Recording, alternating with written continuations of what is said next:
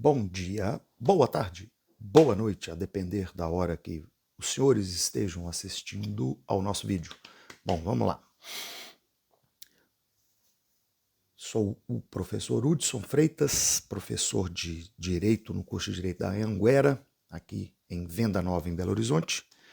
Vou fazer essa videoaula aqui para os nossos alunos da disciplina de Direito Constitucional Tributário, com o tema Crédito tributário, certidões, planejamento fiscal. Primeiro tópico, suspensão da exigibilidade do crédito tributário, certidões e ações, tanto administrativas quanto judiciais cabíveis, ok?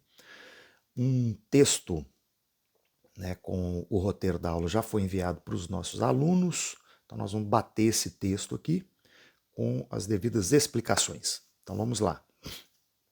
Item 1, conforme já dito, suspensão da exigibilidade do crédito tributário, certidões e ações cabíveis.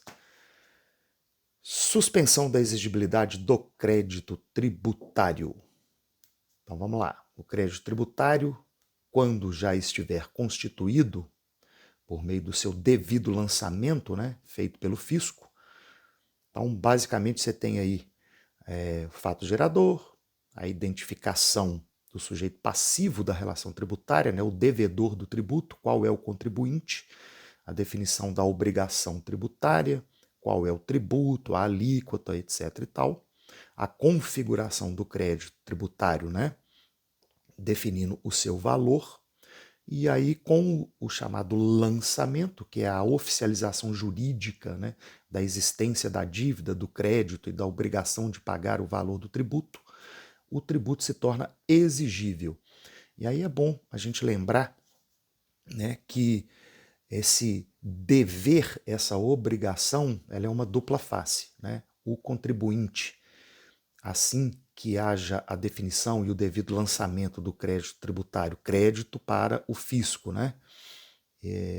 dívida para o contribuinte, não é isso? Dívida tributária.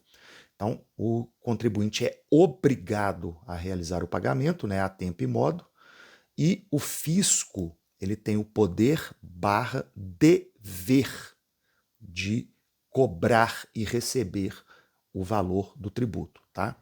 Então, não se trata, por parte do fisco, ou seja, do Estado, não se trata de forma alguma de ato discricionário, mas ato plenamente vinculado, conforme inclusive expressamente previsto na última parte do caput do artigo 3º do Código Tributário Nacional, que traz o conceito, a definição de tributo, quando diz que cabe ao Estado, cabe ao fisco fazer essa cobrança, usando a terminologia de que se trata de a cobrança deverá ser feita como ato plenamente vinculado, ok? Então, essa lembrança aí é importância. Então, assim que haja o crédito tributário, que é constituído pelo lançamento, fazendo com que o tributo se torne exigível, ou seja, pode a partir de então, ou melhor até dizendo, deve a partir de então, a Fazenda Pública, o fisco, cobrar esse tributo e receber o seu valor, inclusive mediante, se for o caso, se chegar a tanto, por meio da proposição em face do contribuinte da execução fiscal. Mas, vamos lá, o Código Tributário Nacional, no artigo 151, prevê algumas causas que suspendem a exigibilidade do crédito tributário. A suspensão da exigibilidade significa paralisar, interromper temporariamente os atos de cobrança do crédito. Em especial, ou principalmente, interromper, suspender a inscrição na dívida ativa. A inscrição na dívida ativa é a consolidação da existência do crédito tributário que não foi pago a tempo e modo e gera um título executivo extrajudicial, né, que é o título da dívida ativa, que proporciona, que autoriza ao fisco exatamente a propositura da execução fiscal, né, tendo como base, portanto, é um processo de execução, né, que tem como base, portanto, esse documento, que é a certidão da dívida ativa, que é um instrumento, né, extrajudicial que autoriza a execução fiscal, ok? Ou seja, um título executivo extrajudicial.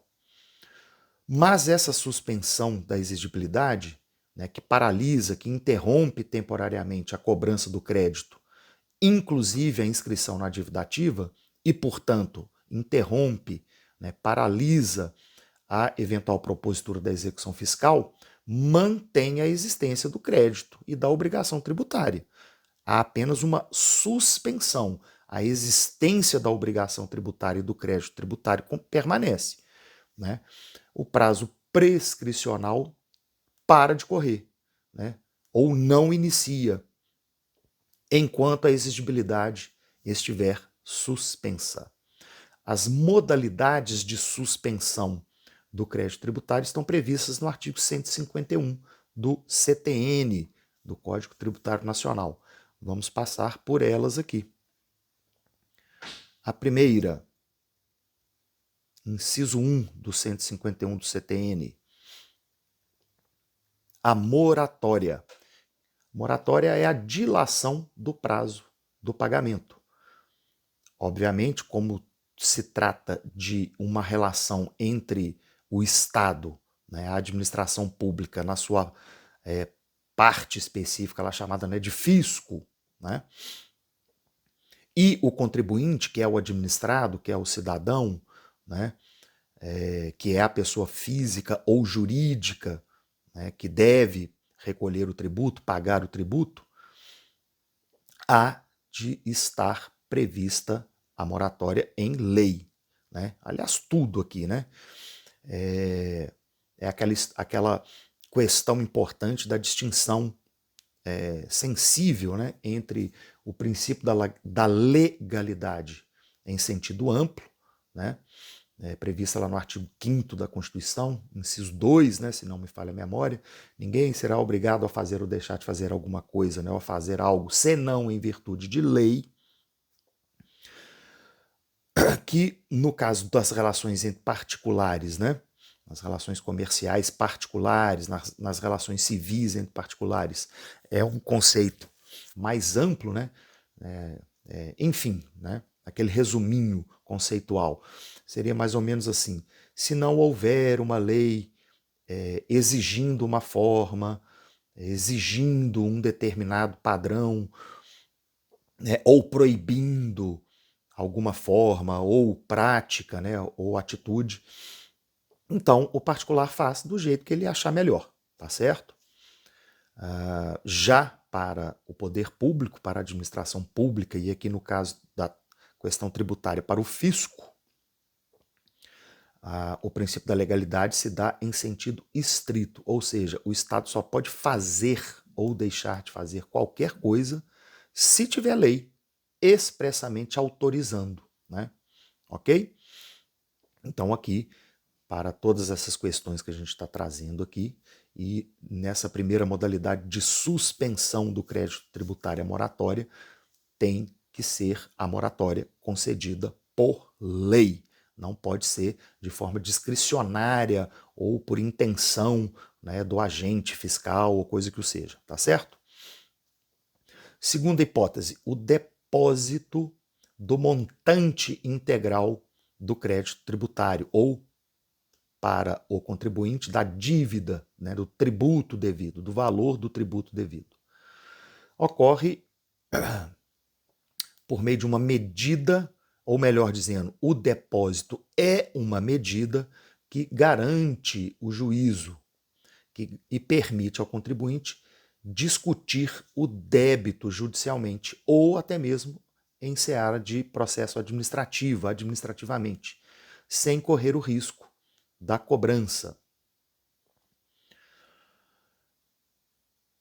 Outra hipótese: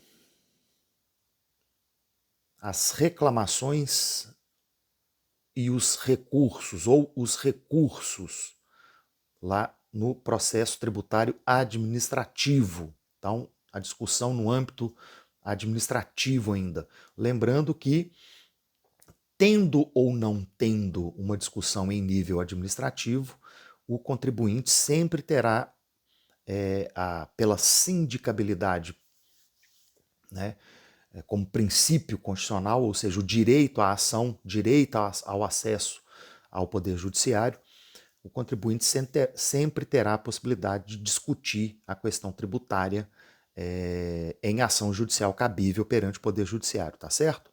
Mas, se for interessante, se for benéfico, estratégico, e se for essa a escolha do contribuinte, ele pode se servir dos recursos administrativos, tá? Antes de eventualmente fazer alguma discussão judicial. Então, as reclamações e os recursos administrativos nos termos das leis reguladoras do processo tributário administrativo. Então, é possível que haja aí uma impugnação ou um recurso apresentados no âmbito administrativo que, se ingressar, né, com o processo administrativo, há também aí a suspensão da exigibilidade até que haja uma decisão definitiva lá do processo administrativo, tá certo? Outra hipótese, a concessão de medida liminar em mandado de segurança. A depender da situação, se o contribuinte tiver convicção de que ele possui um direito líquido e certo, né? Então ele tem a devida situação jurídica já sedimentada, constituída, ou seja, ele não precisará discutir essas questões, apresentar provas, porque a questão ainda tem alguma dúvida. Não, a questão já está definitivamente resolvida, pelo menos para o entendimento do contribuinte, ele pode lançar a mão do mandado de segurança. Ele pode fazer um pedido liminar, o pedido seria a da suspensão, né, do crédito tributário, portanto, da cobrança do tributo, né, até que se decida o mandado de segurança.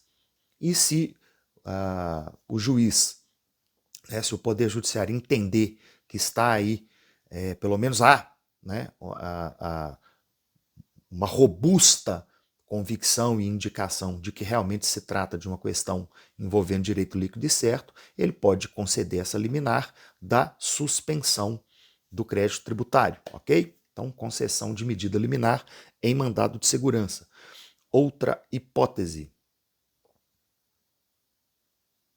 a concessão de medida liminar ou de antecipação da tutela, de tutela antecipada, em outras espécies judiciais, de ações judiciais. Então, às vezes, não há essa convicção da existência de um direito líquido e certo. A questão ainda tem que ser discutida, demonstrada, provada, né? Ainda cabe discussão. Mas, mesmo assim, com um processo judicial adequado no âmbito do direito tributário, né, do processo tributário, pode o contribuinte pedir aí a concessão de uma medida liminar de suspensão do crédito tributário ou até mesmo a tutela antecipada, né, da suspensão do crédito tributário. Se o juiz entender, né, que há os requisitos processuais para tanto, né, o fumus boni iuris, né, a fumaça do bom direito, fortes indícios de que o direito assiste ao contribuinte, né, e o periculum in mora, ou seja, o perigo da demora, né, na tradução mais literal, ou seja, sabendo que um processo judicial, principalmente numa ação em processo de conhecimento, né, não há ainda direito líquido e certo, exige matéria probatória, pode demorar, né, consideravelmente, e que essa demora, né, natural de um processo judicial possa vir a causar danos significativos e até mesmo irreparáveis ao contribuinte, o juiz pode sim conceder essa liminar, essa antecipação de tutela, deferindo, né, concedendo a suspensão do crédito tributário até que a questão se resolva definitivamente, até que haja uma decisão aí nesse processo judicial, ok? Outra hipótese de suspensão do crédito tributário, né, de suspensão da exigibilidade, da cobrança do crédito tributário, é o parcelamento, né? Então, constituído o crédito tributário por parte do contribuinte, a dívida, né, o dever de pagar. Mas o contribuinte, diante do valor a ser pago, ele solicita o parcelamento da dívida tributária, né, do valor do tributo. O fisco concede o parcelamento e aí suspende-se a exigibilidade, né, daquele valor de forma integral, né?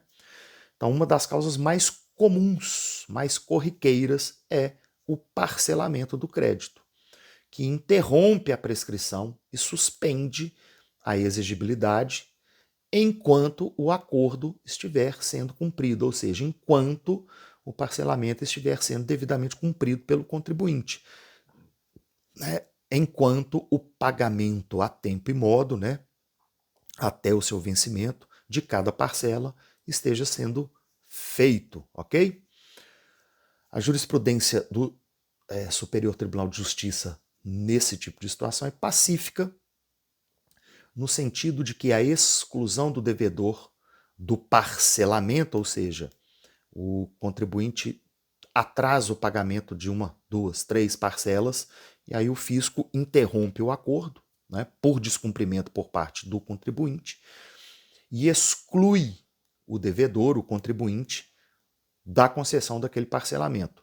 Então o STJ pacificamente já entende que quando há essa exclusão do devedor aí do parcelamento, por descumprimento do acordo, né, restaura-se a exigibilidade do crédito e volta a correr o prazo prescricional, ok? Então são essas aí as 6 hipóteses de suspensão da exigibilidade do crédito tributário previstas lá no artigo 151 do CTN. Então, passando para o próximo item. As certidões, importantes certidões aí. A certidão negativa de débitos, a CND, certidão negativa de débitos, e a CPEN, a certidão positiva, mas com efeitos negativos, ou efeito de certidão negativa. Então são 2 hipóteses interessantes e importantes, principalmente, especialmente na vida empresarial, né? Por quê? Pessoas físicas também, claro, mas de forma muito mais intensa nas pessoas jurídicas, nas empresas, para que as empresas possam praticar uma série de atos empresariais e, principalmente, se relacionar comercialmente com o Estado, como, por exemplo, participar de processos de licitação. Né? É requisito obrigatório que a empresa esteja em dia com as suas obrigações tributárias. E como que ela demonstra isso? Né? Por meio da apresentação da CND, da Certidão Negativa de Débito. Tá? Então, se a empresa está 100% regular nas suas obrigações tributárias, né, não está devendo nenhum tributo, né, não tem nada de execução fiscal, ou de cobrança, ou de dívida ativa, enfim, então ela obtém, né, do ente federativo, né, do fisco correspondente, conforme o tipo de tributo, claro, né, tributos federais à União, tributos estaduais os estados e o Distrito Federal, tributos municipais, os municípios e o Distrito Federal. Ele obtém aí a certidão negativa de débitos, ok? E a certidão positiva com efeitos negativos significa que existe a dívida tributária, existe uma cobrança tributária, né, de algum tributo, existe já eventualmente uma execução fiscal, né, existe a inscrição na dívida ativa, mas a questão ainda está sendo discutida, né, o princípio da ampla defesa, né, o direito que o contribuinte tem de questionar essa cobrança, essa dívida, ou o valor do tributo, ou o tributo propriamente dito, né? Então a questão está sub júdice, está no âmbito de um processo judicial, ou até mesmo, como eu disse, de um processo administrativo. A questão está sendo discutida e pode ser que ao final do processo, seja administrativo, seja judicial, o contribuinte tenha uma decisão favorável, não é isso? Então a gente cai lá naquelas hipóteses, por exemplo, de suspensão, né, da exigibilidade do crédito tributário. E aí, nessas condições, nessas situações, né, sub júdice ou em processo administrativo ainda em andamento, né, o contribuinte pode sim solicitar, né, diante da suspensão da exigibilidade do crédito tributário, pode o contribuinte solicitar e obter do fisco, né, do Estado, a CPEN, a certidão positiva. Positiva por quê? Porque está dizendo, ó, existe o crédito tributário, mas com efeitos de negativa. Por quê? Porque a questão ainda está em discussão processual, né? Então, existe aí uma suspensão da exigência do crédito. Então, você tem a certidão positiva, mas com efeitos de negativa, tá certo? E essa certidão também autoriza o contribuinte, em especial, né, destacando aí as pessoas jurídicas, né, as empresas, a poderem normalmente, regularmente, praticar seus atos negociais aí, inclusive perante o Estado, participando, por exemplo, lá de processos licitatórios, tá certo? Então, vamos passar aqui pelo texto. As certidões de regularidade fiscal são documentos essenciais na vida civil e, como eu estou destacando aqui bastante, né, especialmente aí na vida empresarial. Então nós temos a CND, a certidão negativa de débitos, que atesta a inexistência de débitos em nome do contribuinte. Previsão, artigo 205 do CTN. E a certidão positiva com efeitos de negativa, a CPEN, que possui o mesmo valor da CND. É emitida quando, embora existam débitos em nome do contribuinte, a exigibilidade desses débitos está suspensa. E a previsão legal, o artigo 206 do Código Tributário Nacional. Ações cabíveis para o contribuinte que queira discutir, né, a cobrança ou até mesmo a existência ou a alíquota ou o valor, enfim, de algum tributo. Para se defender de um crédito tributário considerado pelo contribuinte, né, indevido, ou para obter a suspensão da sua exigibilidade, o contribuinte pode, por exemplo, se valer de mandado de segurança. A gente viu no tópico acima que uma das hipóteses, né, de suspensão da exigibilidade do crédito tributário é, por exemplo, uma medida liminar, né, pedindo essa suspensão no mandado de segurança. Então, o MS, o mandado de segurança, é cabível para proteger direito líquido e certo, não amparado por habeas corpus ou habeas data, conforme previsto expressamente, né, no artigo 5º da Constituição Federal, que prevê aí o mandado de segurança, ameaçado, né, esse direito líquido e certo, ameaçado ou até mesmo violado por ato de autoridade, né, com poderes de agente público, claro, né? No âmbito tributário, é frequentemente usado o mandado de segurança para obter liminar que suspende a exigibilidade do crédito tributário, ok? As duas modalidades, aí, por assim dizer, do mandado de segurança, diante de ameaça de lesão a direito líquido e certo. Então é um mandado de segurança preventivo, ou quando já tenha havido a violação do direito líquido e certo. Tá? Então, um mandato de segurança propriamente dito, ele é cabível aí em ambas as hipóteses, ok? Outra modalidade, outro tipo de ação cabível, né, para o contribuinte discutir a sua dívida ou, por parte do fisco, né, o crédito fiscal, a cobrança do crédito fiscal, é a ação anulatória de débito fiscal. Visa anular o lançamento tributário ou o ato administrativo que constitui o crédito tributário, né, para o fisco, para o Estado. A suspensão da exigibilidade pode ser obtida mediante depósito do valor, né, dito por exigido, né, ou por existente, previsão artigo 151, inciso 2 do Código Tributário Nacional, ou através de pedido de tutela de urgência. A tutela de urgência é prevista no artigo 300 do Código de Processo Civil, tá certo?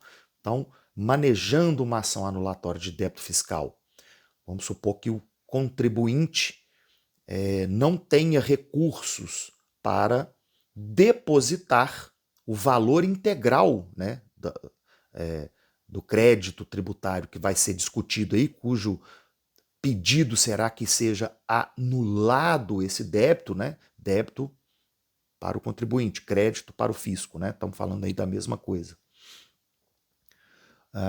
Ou, né, quer dizer, se o contribuinte tem esse valor disponível, né, ele faz o depósito judicial, né, desse crédito, né, desse valor, e aí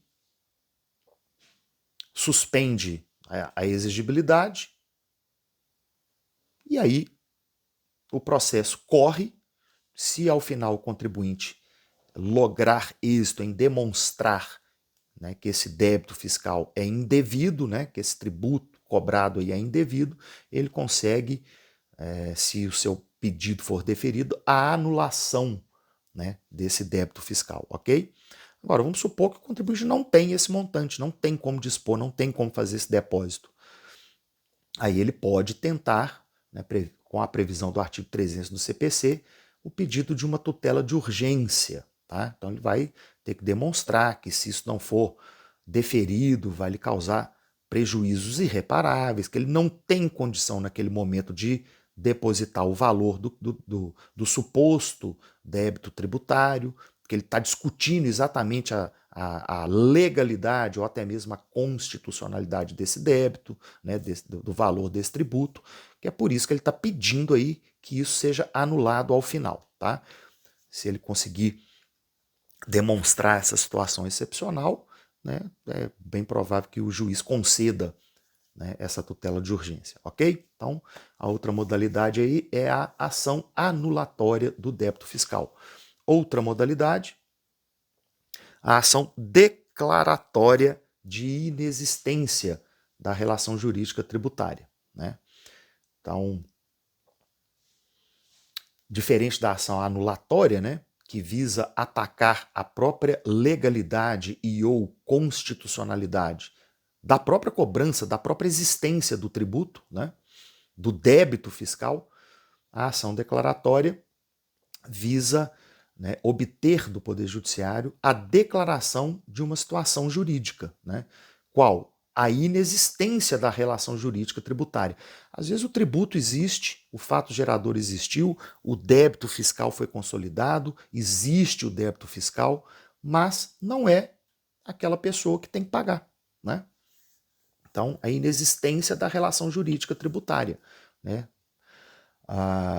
Essa ação declaratória busca uma declaração judicial de que o contribuinte não possui a obrigação de pagar aquele tributo. Né? Então não é necessariamente que o tributo não exista ou que o valor esteja errado ou coisa que seja, mas não é aquele contribuinte que tem a obrigação de pagar aquele tributo, tá certo? Fez sentido aí o nome? Ação declaratória de inexistência de relação jurídica tributária.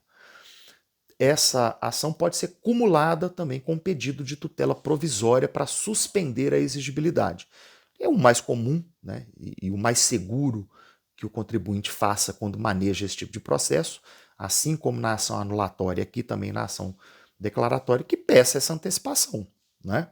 Então já pede a suspensão da exigência do crédito tributário para que essa questão venha a ser discutida ao longo do processo e lá no final, ele obtendo êxito, né, o juiz exara lá sua sentença judicial ou anulando o crédito, né, ou o débito, né, ou a dívida tributária, a ação anulatória de débito fiscal, ou declarando a inexistência da relação jurídica entre o fisco e o autor do processo. Beleza? E a outra ação judicial cabível aqui, talvez a principal delas, né, a mais comum, né, a mais impactante também, vamos dizer assim, os embargos à execução fiscal. Então vamos lá, existiu o fato gerador, consolidou-se, né, o crédito tributário lá por parte do fisco, gerando a dívida tributária, né, o dever de pagar o tributo para o contribuinte. O contribuinte não paga a tempo e modo, né, no prazo, né, estabelecido. Gera-se, né, a inscrição em dívida ativa. A inscrição em dívida ativa gera, né, a certidão de dívida ativa. A certidão de dívida ativa é um título executivo extrajudicial. E aí a Fazenda, né, o fisco, propõe, né, promove em face do contribuinte, do devedor, o processo de execução fiscal, ok? Então, a principal defesa do contribuinte já executado, né, já existe a execução fiscal por parte da Fazenda Pública, né, ou já executado pela Fazenda Pública, ou são os embargos à execução fiscal, tá certo? E aí tem aquela questão, né? Assim como no processo de execução, né, também lá no direito privado, tem que ter o quê? A garantia do valor. Né? Porque se chegou ao ponto de ter uma execução, né, um processo de execução, é porque entende-se que o valor devido que vai ser cobrado e exigido pela execução já está líquido e certo, não cabe mais discussão sobre o valor. Né? Então, uma exigência é que o devedor, o executado, ele garanta em juízo, né, o valor que está sendo cobrado, para depois ele poder, ou concomitantemente, poder discutir aí alguma medida de defesa em relação ao que está sendo cobrado aí no processo de execução. Tá? Então a garantia do juízo pode se dar, por exemplo, por penhora de bens, né, depósito do valor, ou fiança bancária, ou alguma coisa assim, é, em regra, condição para a oposição dos embargos. Mas atentemos aqui para a súmula 189 do Superior Tribunal de Justiça, que diz: é desnecessária a prévia garantia do juízo para a oposição de embargos à execução fiscal. Tá? Então, parece uma contradição, mas a questão aqui é o seguinte: o STJ está garantindo o direito ao devido processo legal. E dentro disso, é o direito de defesa, né, na ampla defesa.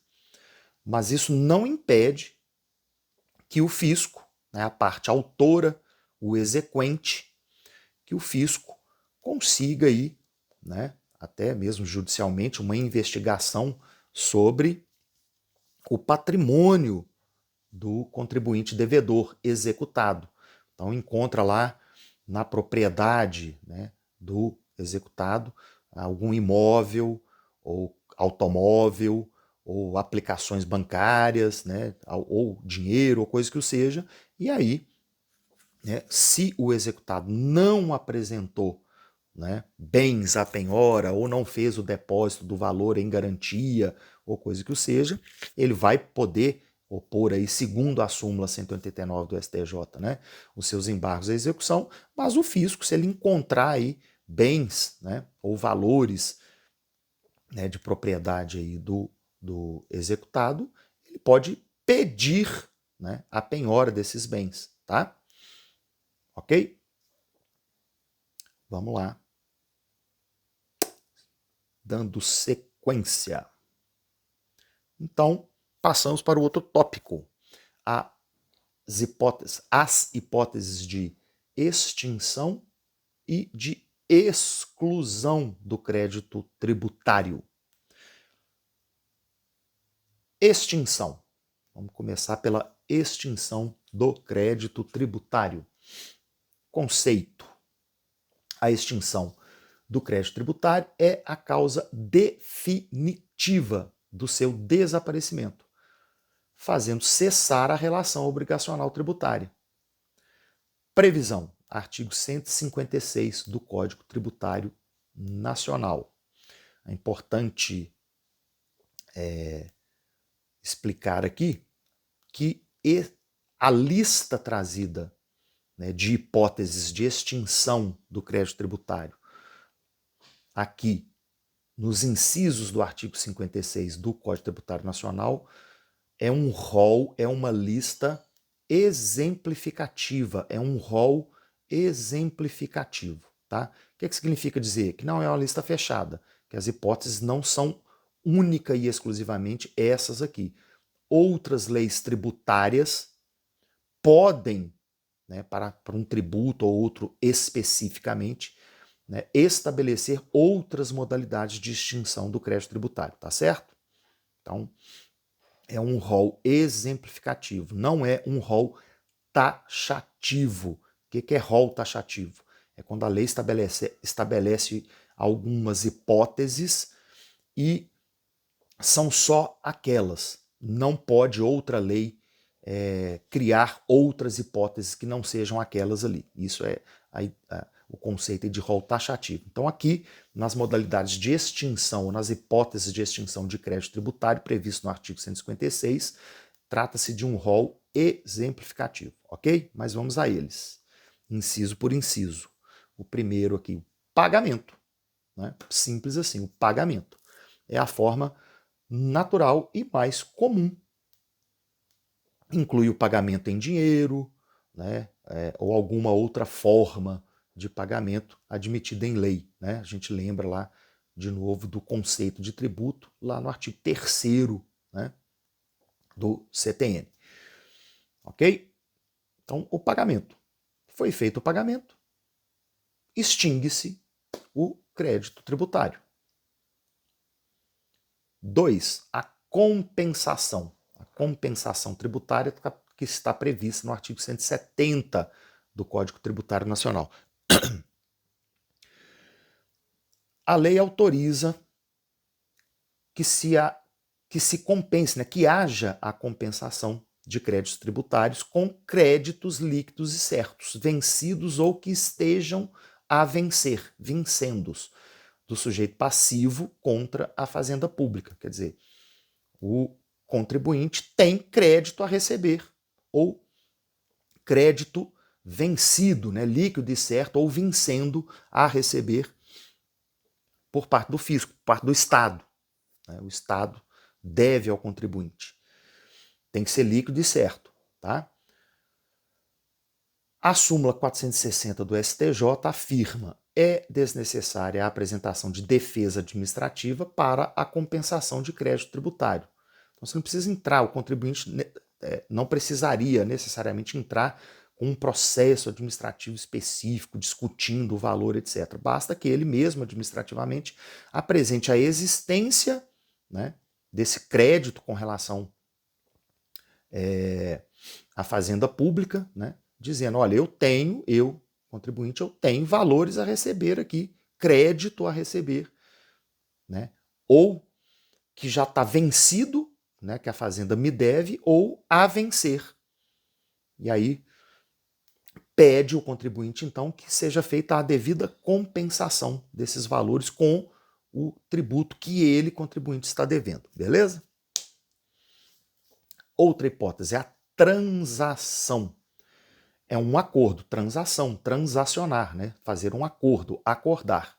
Então, é um acordo que pode ser feito entre o fisco e o contribuinte, mediante concessões mútuas, obviamente, né? É um acordo.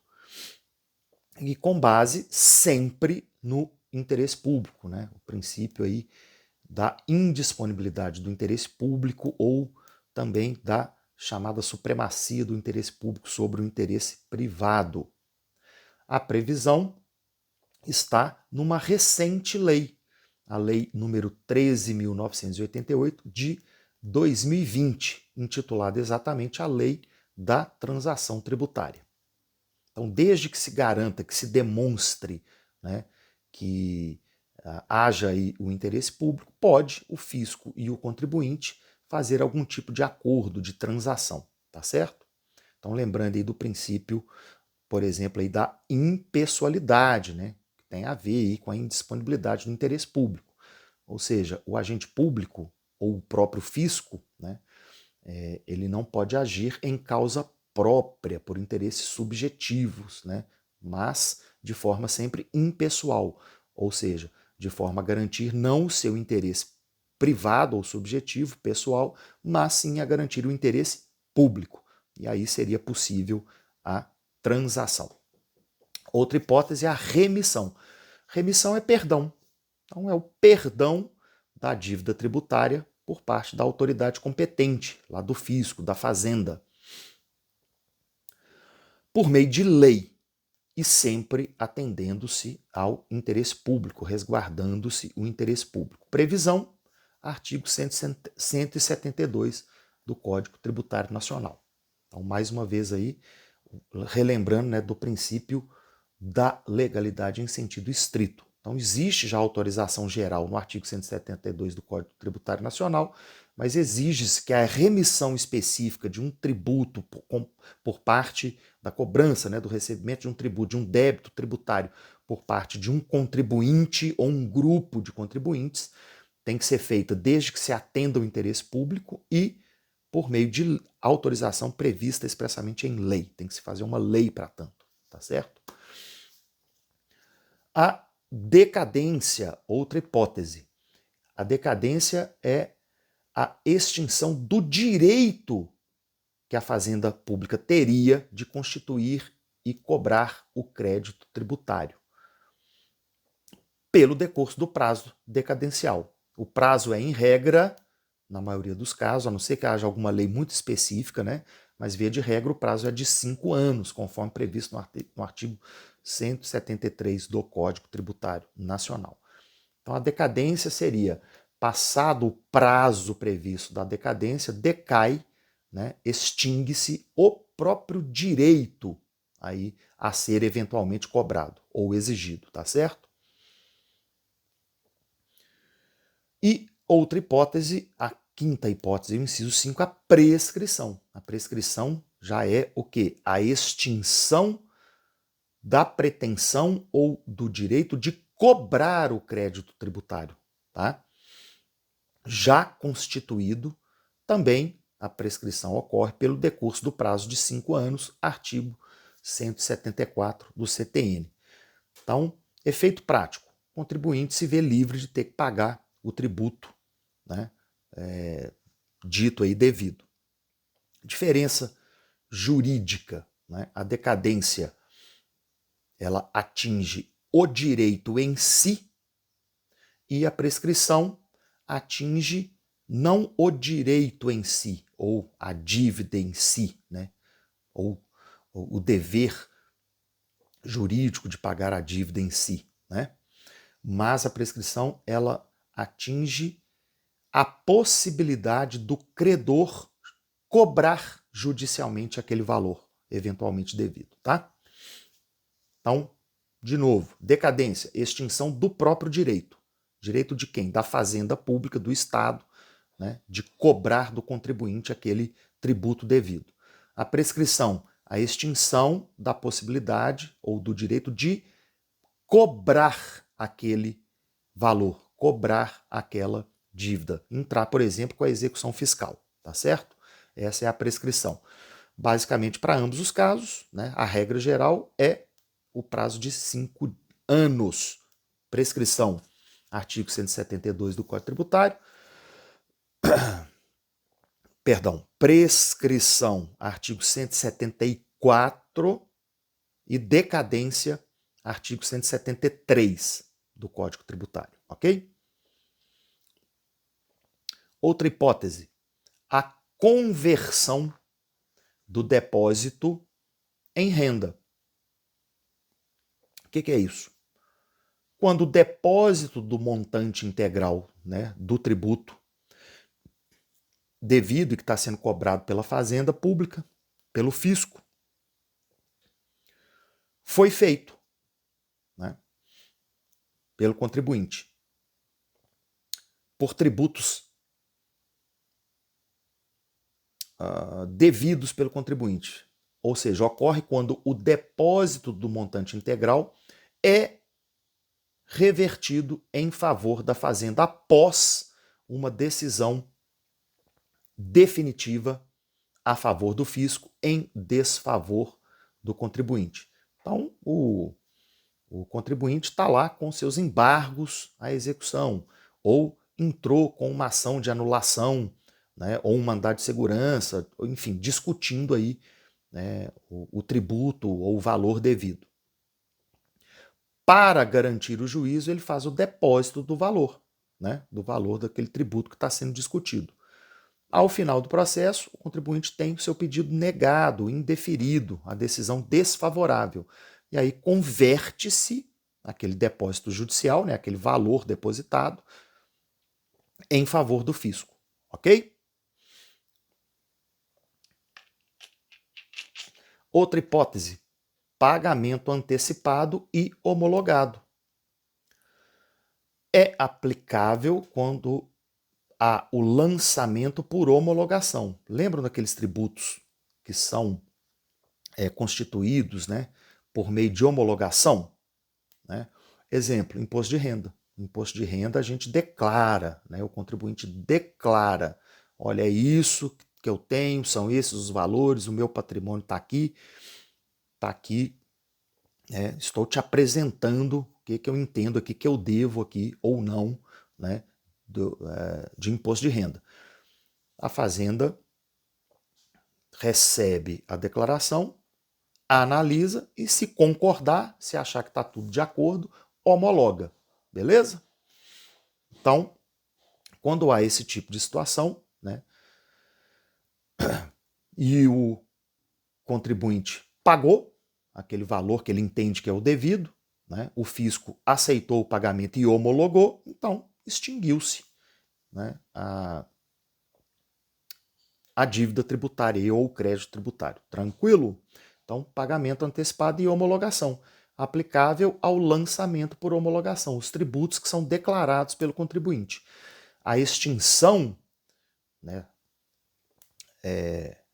do crédito tributário eventual aí, a extinção do crédito tributário nessa hipótese se dá pela homologação tácita no prazo de 5 anos, quer dizer, o contribuinte declarou e fez o pagamento do que ele entende que era devido. O fisco recebeu o dinheiro e passaram-se 5 anos. Então essa é a chamada homologação tácita. O que se entende? Que o fisco aceitou. Então passou 5 anos, não há mais o que se falar, tá certo? Extingue-se o crédito tributário. Ou a homologação expressa.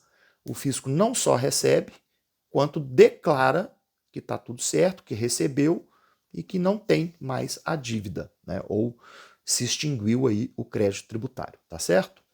Então, a homologação tácita, com o decurso do prazo de 5 anos, ou expressa por parte do fisco após o pagamento antecipado. Outra hipótese, consignação em pagamento. É o meio judicial para o contribuinte depositar o valor, né, que ele entende que é devido, quando houver recusa de recebimento por parte do fisco ou subordinação a exigências tidas por ilegais, que o contribuinte entende que sejam ilegais, tá certo? Ou seja, o fisco, né, o Estado, não recebe, nega o recebimento daquele valor, ou subordina o recebimento do valor apresentado aí pelo contribuinte a exigências outras que sejam ilegais, tá certo? Aí que o contribuinte pode ou deve requerer?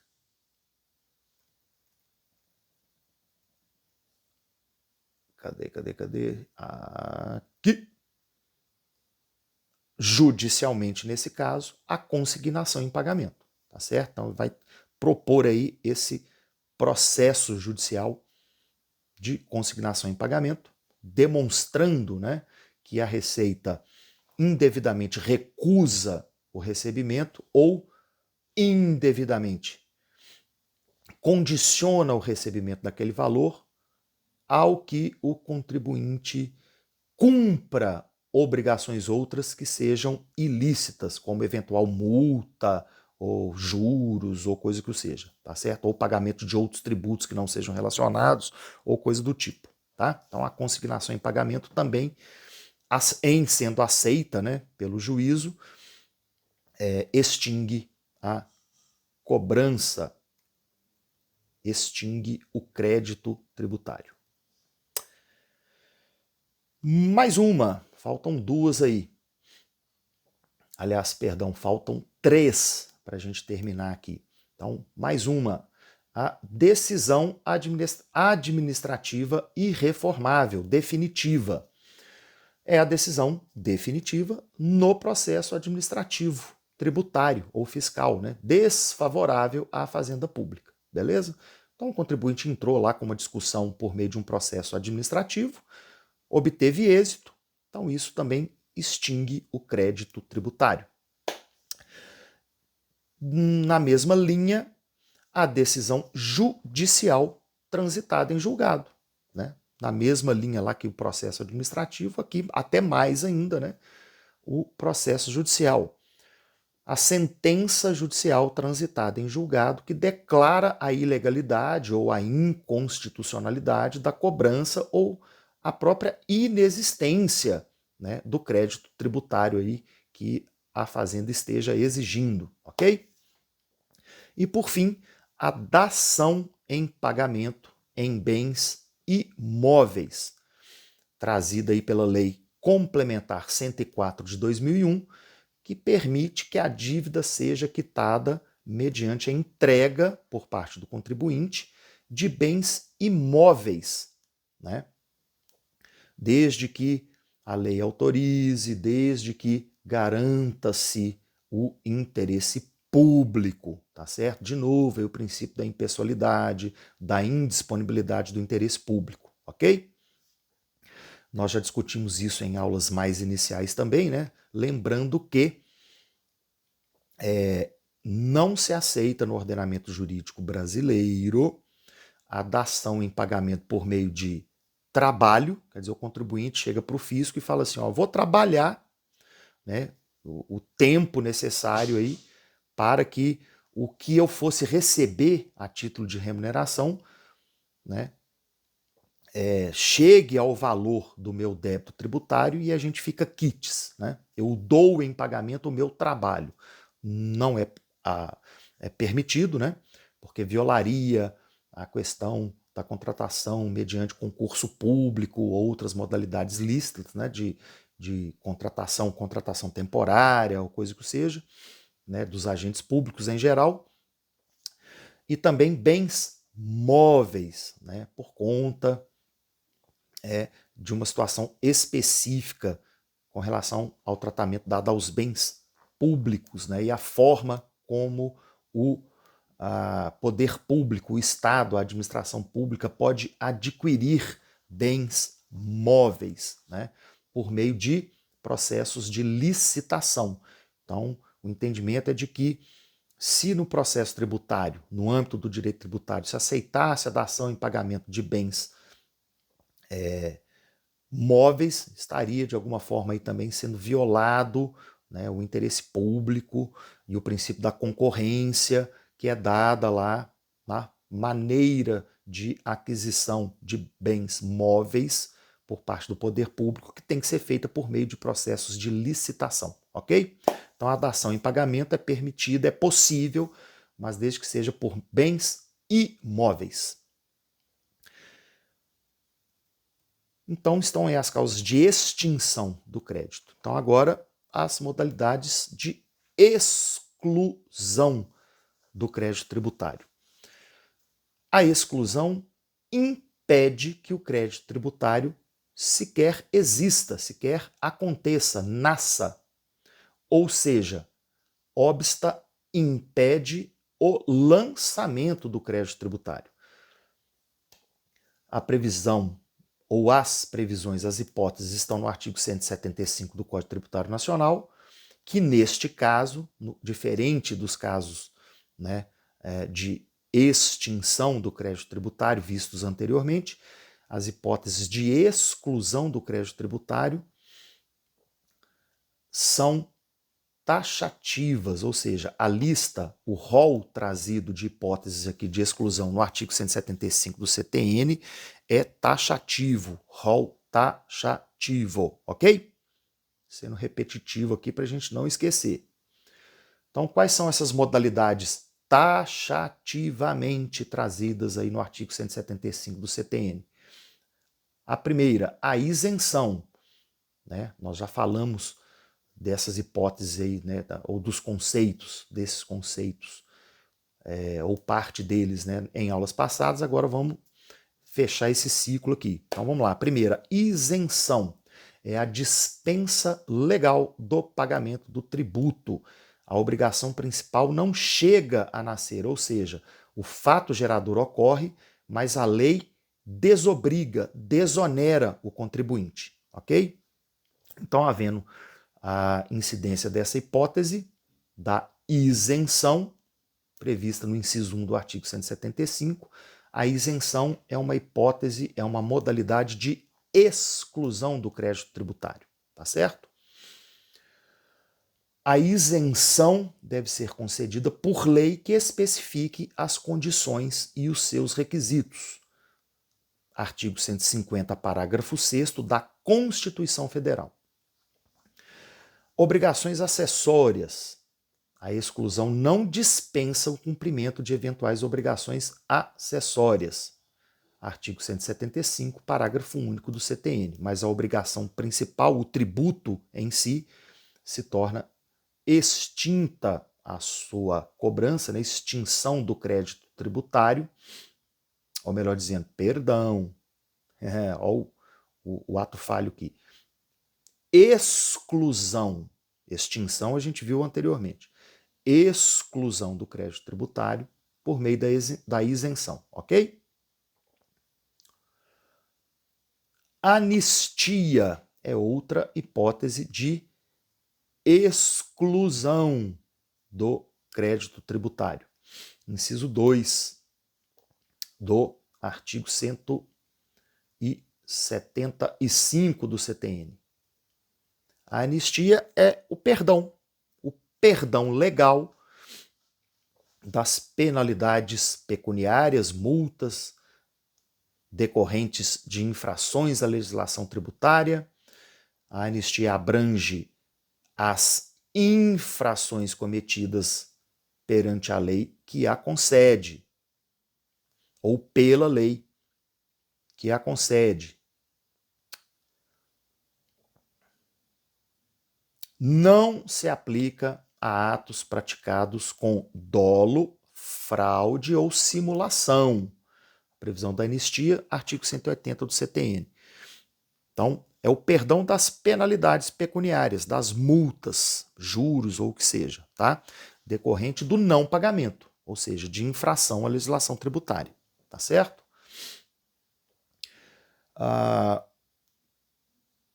Não é incomum que o Estado conceda anistia, tá? Então, existe uma série, vamos dizer assim, de empresas, por exemplo, que com dívidas tributárias, tá? Então o fisco, né, a Fazenda tem um enorme aí crédito tributário. E as empresas vêm passando aí tempo, ano a ano, sem pagar, né?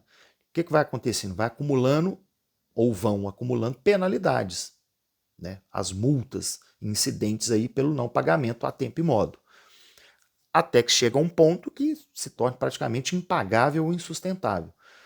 E o interesse do Estado também, então sempre o atendimento ao interesse público, né? Para justificar aí a anistia, né? O interesse do Estado é receber.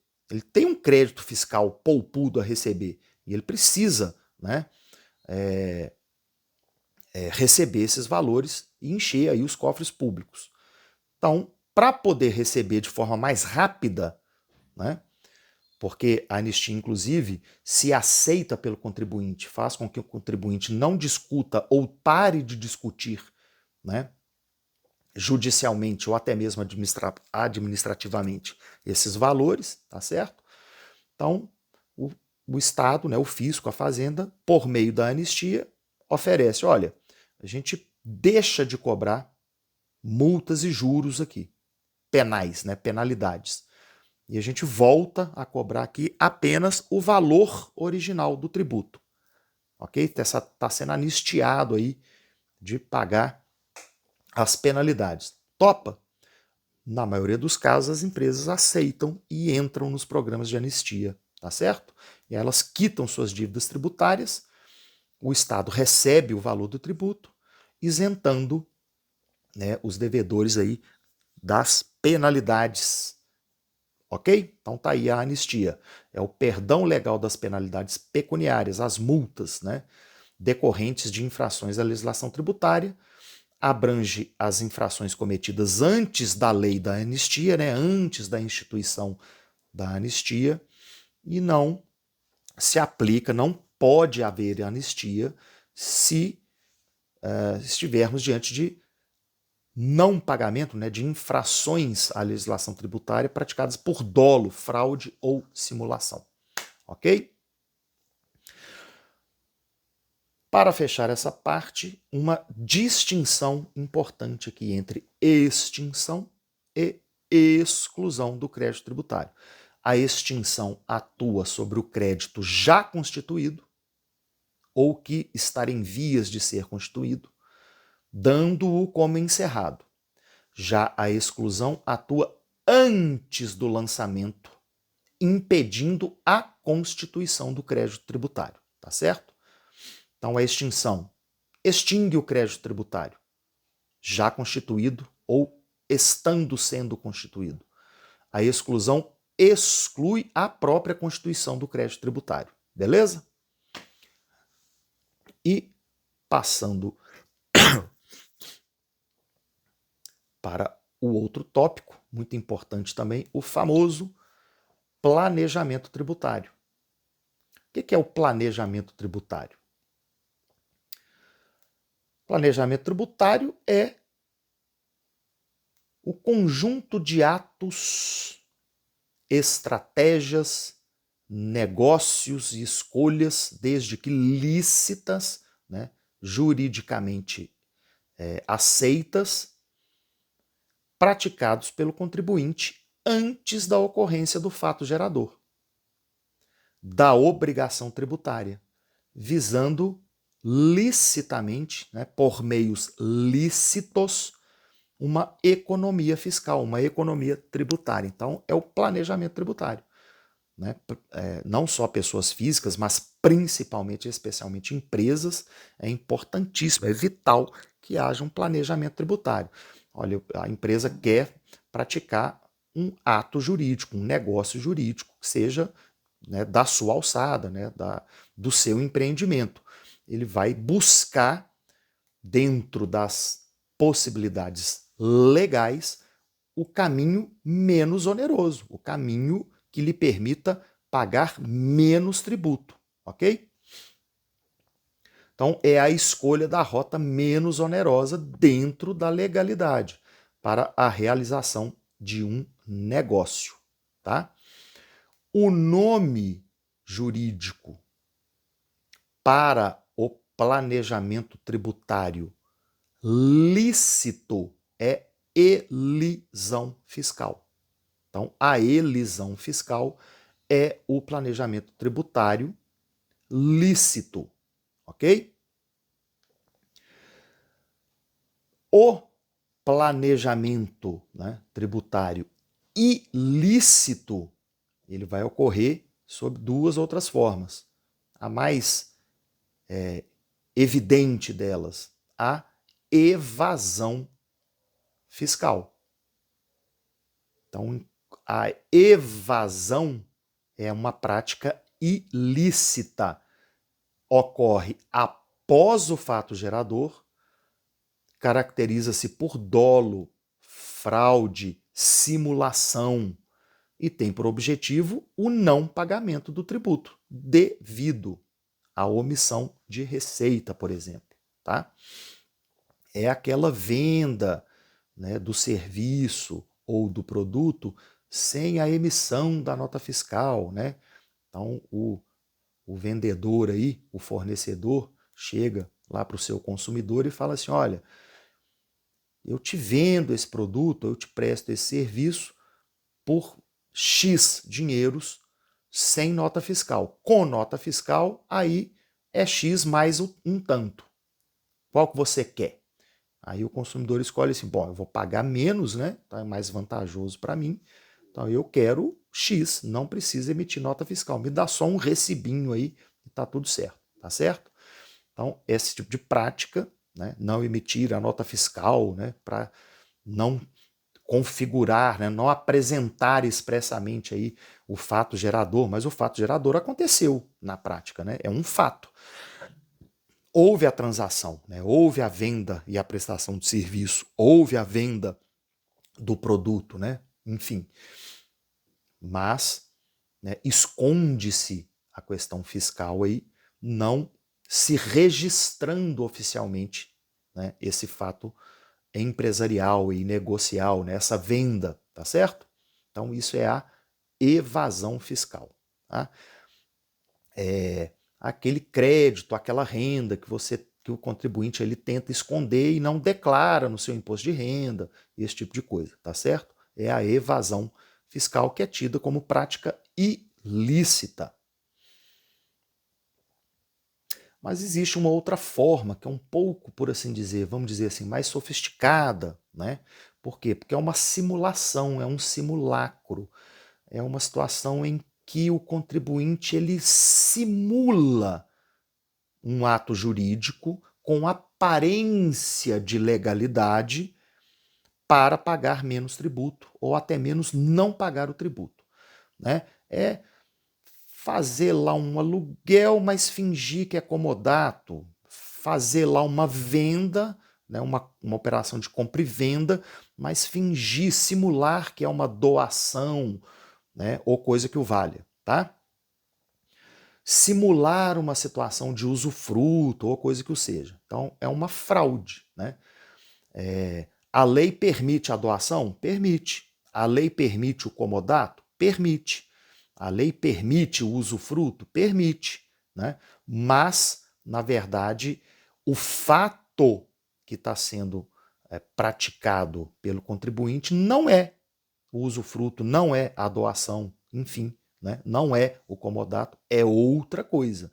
Mas, para evitar o pagamento de um determinado tributo ou um conjunto de tributos, o contribuinte simula uma situação jurídica que aparentemente, né, se fosse lícita de verdade, né, se aquele fato fosse o fato verdadeiro, né, da transação que o contribuinte fez, ele não pagaria determinado tributo. Tá? O nome disso é elusão fiscal. Elusão fiscal. Não confundir com elisão, com i.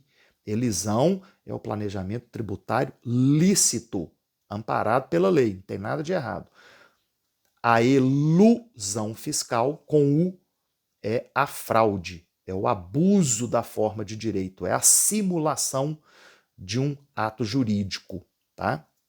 Mas que não é o fato verdadeiro praticado pelo contribuinte, tá certo?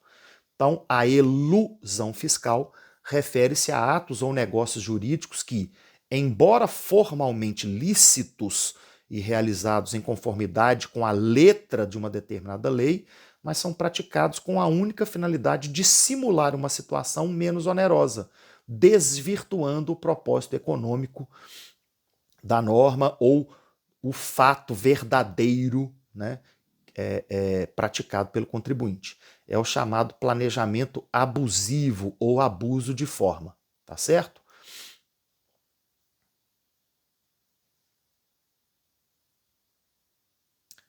Então, a doutrina costuma dizer ou conceituar como sendo uma conduta que se vale da autonomia privada e da liberdade de contratar para, através de formas atípicas ou anormais, né, um simulacro de um negócio jurídico, né, produzir aí ou alcançar o contribuinte uma economia tributária que o legislador não pretendia permitir, tá certo?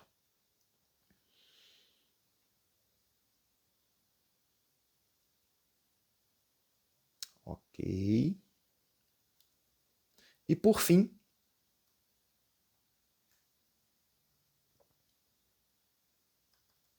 nós temos uma situação que já acontece há bastante tempo na prática, né, mas que agora a gente tem.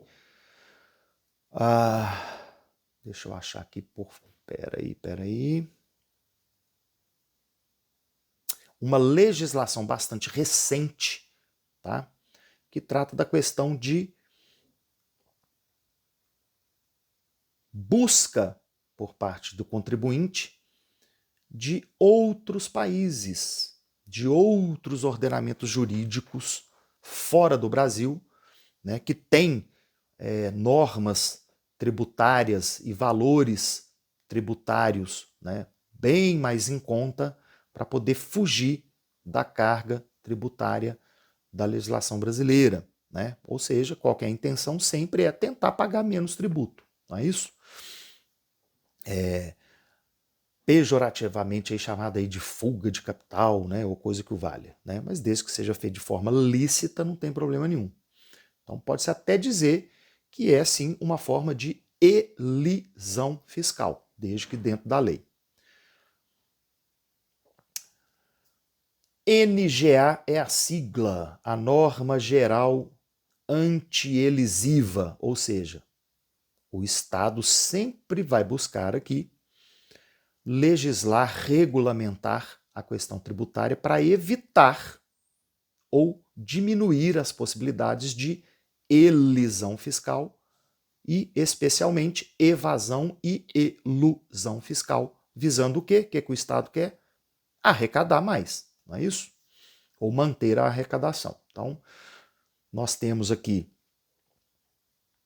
a Lei 14.754 de 2023, que vem tratar de questões específicas aqui da chamada norma geral anti-elisiva. Então vamos lá.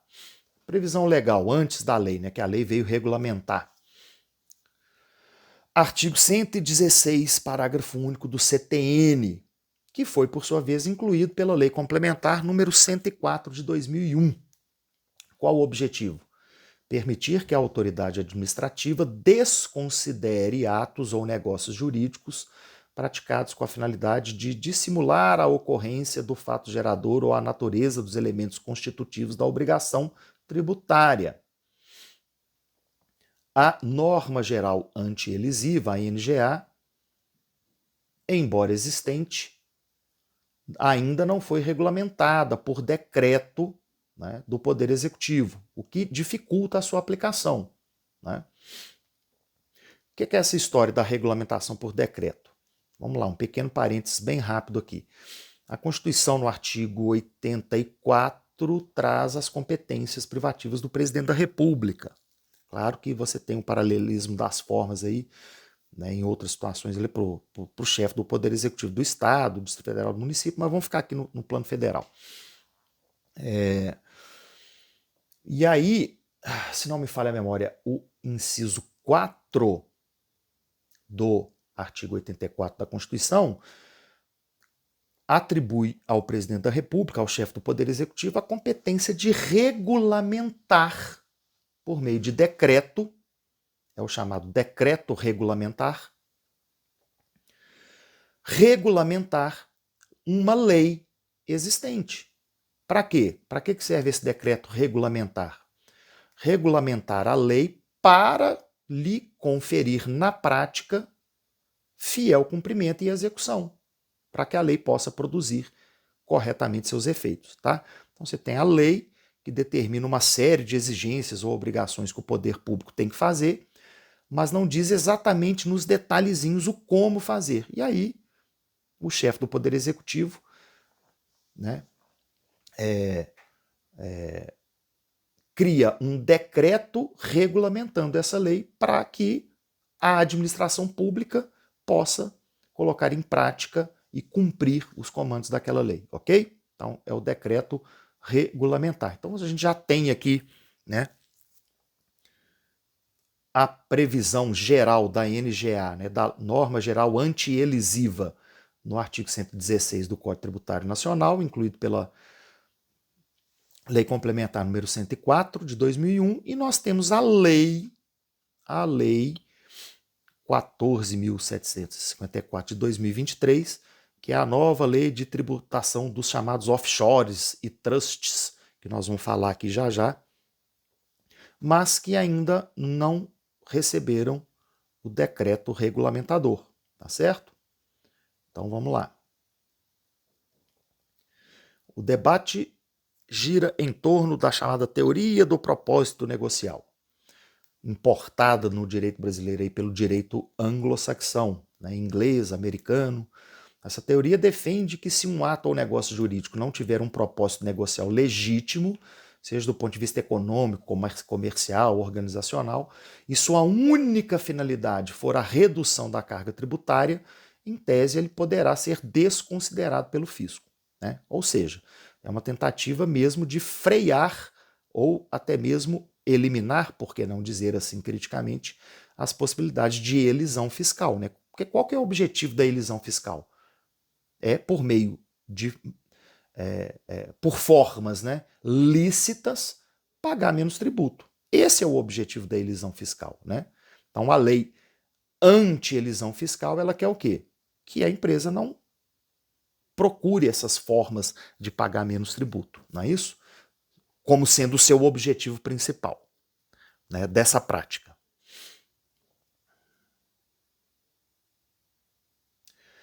Interessante dizer que o STJ ele tem, ao longo do tempo, aí, firmado entendimentos jurisprudenciais protegendo o contribuinte, afirmando que, na ausência de regulamentação da INGA, a desconsideração de atos que o fisco entenda, né, pelo fisco, e que o fisco entenda que tenham praticados não como um verdadeiro objetivo negocial ou empresarial, né, do objetivo social da empresa, mas com fins específicos de diminuir a carga tributária, né, só seria possível se o fisco provar cabalmente que houve simulação, dolo ou fraude, ou seja, que o contribuinte, na verdade, não estaria praticando verdadeiramente a elisão fiscal, que é agir dentro da lei, mas sim teria praticado evasão ou principalmente elusão fiscal, que é a fraude, o simulacro, né? Então o STJ tem entendido, né, que a elisão permanece lícita, né, que o contribuinte tem direito sim de buscar os meios menos onerosos em termos de tributo, desde que permitido por lei, mas que, claro, né, que se houver a evasão ou a elusão e que o fisco demonstre isso, né, o fisco tem que provar, é o ônus da prova, aí sim o fisco pode desconsiderar aquele negócio jurídico e efetivar a cobrança do tributo, ok? Encaminhando aí para o final, então, as famosas aí offshores, né? Offshore seria além mar, né? Fora do nosso território, fora da nossa praia, né? Uma tradução bem tosca aí, né? Os chamados paraísos fiscais, né? A questão da tributação internacional. Os paraísos fiscais são países, né, que têm ordenamentos jurídicos, que têm lá suas jurisdições com baixa tributação. São países ou dependências ou ordenamentos jurídicos que oferecem baixa tributação ou até mesmo, para determinadas hipóteses, nenhuma tributação. Garantem sigilo bancário e corporativo. E pouca transparência, no sentido de expor esses dados fiscais, né, atraindo capitais estrangeiros.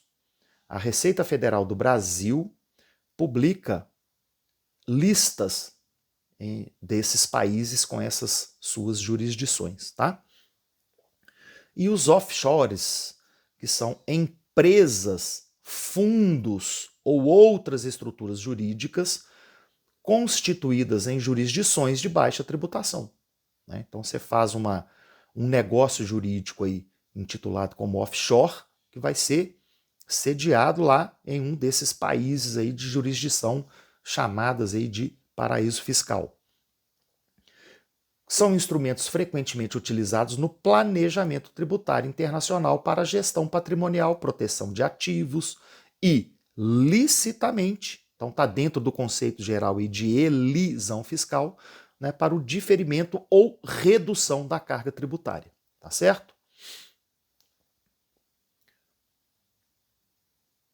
O Brasil tem atuado para coibir a evasão e harmonizar a tributação internacional. A evasão aqui no sentido amplo, tá? A Lei 14.754 de 2023 é a chamada nova Lei de Tributação de Offshores e Trusts, que são formas empresariais, né, internacionais, alterou significativamente a regra desse diferimento tributário, né, de, em determinadas situações, não aplicar a tributação brasileira, mas aplicar a tributação lá do paraíso fiscal. Antes da existência dessa lei, os lucros das controladoras, ou melhor dizendo, das controladas pela empresa brasileira, né, os offshores, né, no exterior, por pessoas físicas residentes no Brasil, né, investidores ou sócios, né, em regra, seriam tributadas somente no momento da distribuição desse lucro. Após a lei, o que a lei pretende? A lei antitrust, né, ou anti-offshore, os lucros controlados ou das controladas, né, no exterior passarão a ser tributados no Brasil anualmente, regime de caixa para a pessoa física residente, com alíquotas progressivas que variam de 10%, passando por 15%, chegando a 22,5%, ou com a possibilidade de tributar anualmente os lucros das empresas offshore em 15%, sem esperar a distribuição, né? Então você cobra o valor bruto, né? Você cobra o tributo em cima do valor total antes de ser distribuídos os lucros, e aí só depois você tributar o valor do lucro recebido, né? E sem esperar a distribuição, portanto, do lucro, o que visa antecipar a tributação e reduzir a vantagem do diferimento em paraísos fiscais. Então, esse é o nosso último item a ser analisado e fica aí no ar, claro, com esse último item aí, com essa nova legislação bastante recente, né, de 2023, nessa busca, né, do Estado brasileiro de diminuir as possibilidades de elisão fiscal. Fica aí a reflexão, né, sobre essa sanha tributária que vem aumentando, né, e se isso realmente atenderia verdadeiramente, né, a curto, médio e longo prazo ao verdadeiro interesse público, né? Mas enfim, as questões aí a serem tratadas hoje se encerram por aqui. Então fica aí meu muito obrigado e até a próxima.